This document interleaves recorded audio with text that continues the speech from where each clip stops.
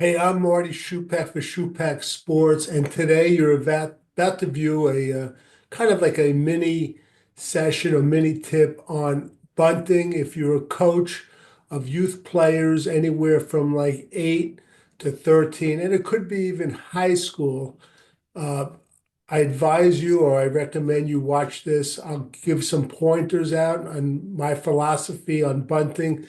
Bunting has because of baseball analytics on the professional level, Major League Baseball, we're seeing less and less bunting.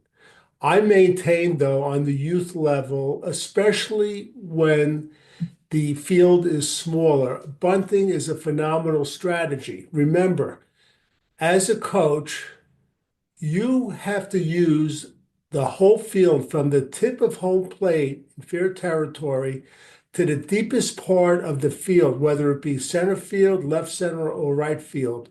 Your job on offense as a coach is to utilize every inch of that field. I find bunting is a great technique. I've combined a lot of my philosophies about coaching with bunting and base running, where I'm able to get extra runs every game. Now, I'll go over a few things, shouldn't take more than 5 minutes, but I recommend you stay tuned. I went way back. I dug deep into my archives. I found an old video about a minute and a half long where I speak for a few seconds. I have a lot more hair. It's a lot less gray, and my face is a little thinner. And then I have a video of a demonstration. But basically, I just want to mention I'm going to hold up some pictures from the books. I kind of teach two types of bunting, the pivot bunt and the square bunt. And I'm going to explain to you why I prefer one over the other. Okay. If you look at the pictures here, you'll see the pivot bunt. And if I could point out, he starts like this. And as the pitcher starts his windup, now, this is something which I find fascinating. When do you teach the player to start to go into his bunting uh, stance? All right. But let's just go through this for a second. And you see here, he's moving his feet. He's not lifting his feet. Now, that's what's different from the square bunt. I teach players when the pitcher is starting to bring his foot down in his windup, that's when he should get into the bunting position. All right. Now, there's a caveat with that. I've had players that they're just naturals, and I don't try to teach them anything. And you could pick it up very quickly as a coach when you see a natural bunter, leave him alone. He seems to know when to get into the bunting position. Again, this is the pivot bunt. A great way to teach the pivot bunt also preseason is in a gym where you have your players take off their sneakers, and when they're on socks, they can feel the pivot, and it's easier to pivot. The other bunt is the square bunt. Now, if you look, you go through the pictures, and you're starting here. You see the player will start to move his foot closest to the plate, and he has to lift the foot to do it. All right. And they call it the square bunt because his shoulders are basically square. All right. Here's a picture of a lefty doing it. And if you see, there's a mistake here because I wanted to show this. If the player is bunting the ball and his foot touches home plate, he's going to be called out. All right. Now, a few things I want to mention, especially on the youth level.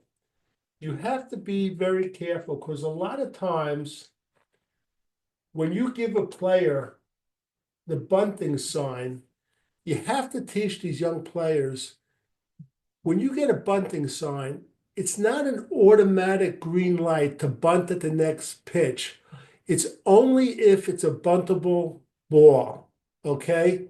A lot of times I'll give a bunting sign, and the ball will be either too high or too low. And the player thinks because the coach, gave him the sign, he has to bunt.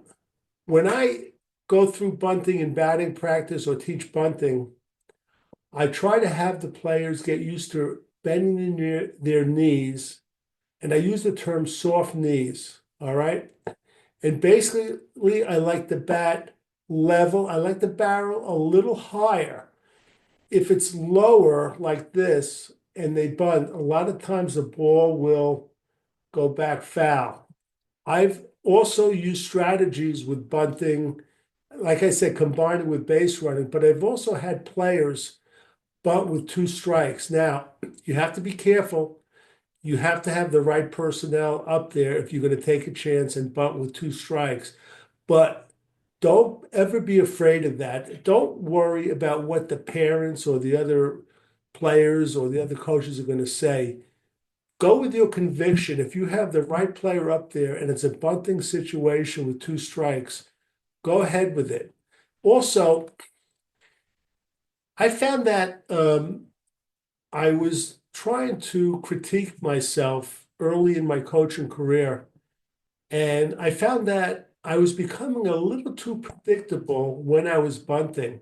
So you might want to change it up a little bit because if you're in a local league, you'll get a reputation like he likes to bunt with a man on third with less than two out.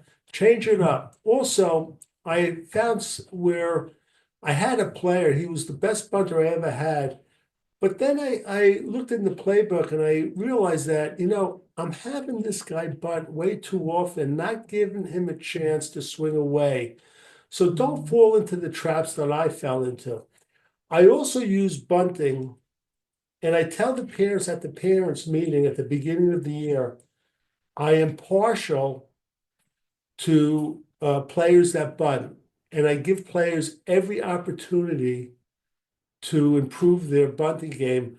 But when I run batting practice, I'll set up two cones on the third base side, two cones on the first base side. And on the first two pitches, I'll have the player try to bunt between the cones. If they do get the ball between the cones, they'll get either one or two extra swings. It's a great motivation to have your players learn how to bunt. All right.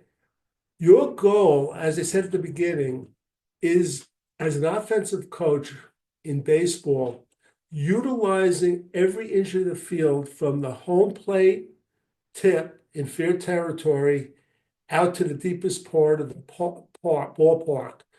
And on the youth level, too, a lot of time, what I like to do is I like to prepare my team, teach them different bunting techniques and strategies. And you could tell them you might not ever use them, but you're teaching them the game of baseball from A to Z. I recommend, too, if you have a chance, and I refer to it, I've written 12 books. The best section I ever wrote is my section in this book on base running and bunting. So you don't have to go out and buy it if you don't have the money. Go up to your library, go to the reference desk. They'll probably not be anxious to get it because I self-published my book. But if you insist, or you get your league president, they'll get the book. It's Baseball Coaching, a guide for the youth coach and parent. Let's see, what else? Oh yeah, don't go anywhere. If you like what you see, please give me a thumbs up and please give a comment. Please share it with your league. I have a video following right now. It takes about a minute and 10 seconds, I believe. So stay tuned for the video. With that, let's go right to the videotape. I'd like to speak to you about bunting. Bunting is a very fundamental part of baseball and I consider it very important. I urge all you parents, coaches, and managers to practice bunting at every practice. Even with the younger kids, 9 and 10-year-olds, you could practice bunting.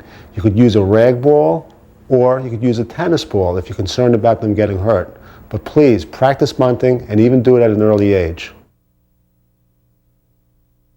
We teach two types of bunts, the pivot bunt and the square bunt. In the pivot bunt, the player does not lift his feet but only pivots on the front of his feet. On the square bunt, the player moves both feet so that his or her body is squarely turned toward the pitcher. Notice the top of the bat is higher than the bottom. Good. Okay. Each player should practice each type of bunt. On the square bunt, make sure the player does not step on home plate because that's an out. Remember, bunting is a very important and fundamental part of baseball that can be taught at a very early age.